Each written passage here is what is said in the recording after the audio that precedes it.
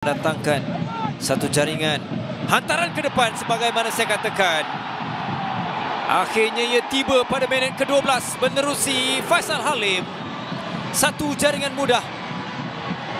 Lama dinantikan jaringan ini dan akhirnya tiba untuk Faisal Halim membuka tirai jaringan pribadinya dan juga untuk Selangor FC dalam perlawanan yang ke-21 dalam saingan Liga Super ini.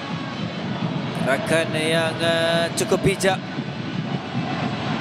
Safwan sempat melihat rakan-rakannya di bahagian atas di depan itu, dan lorongan ini berjaya singgah di kaki Faisal Halim. Dikawal, tenangkan untuk hantaran ke tengah kepada Faisal. Percubaan yang tenang dari Faisal. Saya rasa ini jaringan kedua kerana bola itu sudah pun walaupun sentuhan terakhir dari Ali, tapi mungkin gerak perlahan nampak lebih jelas. Adakah percubaan Faisal itu sudah pun masuk ke dalam gol?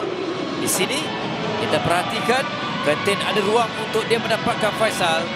Untuk Faisal Halim sikit berani kali ini. Tapi kita lihat bagaimana mudahnya Selangor memintas mendapatkan semula penguasaannya. Muhairi masih dalam kedudukan dengan kawalannya, dan juga di sini tenang dari Faisal untuk menambah cerita yang lebih menggembira buat dirinya untuk hat-trick. 3 gol malam ini, hat-trick dari Faisal Halim. Selepas musim yang agak panjang, musim yang suram, jadi Faisal Halim kembali selaku pencetak dengan 3 gol minit ke-12 di penghujung babak pertama.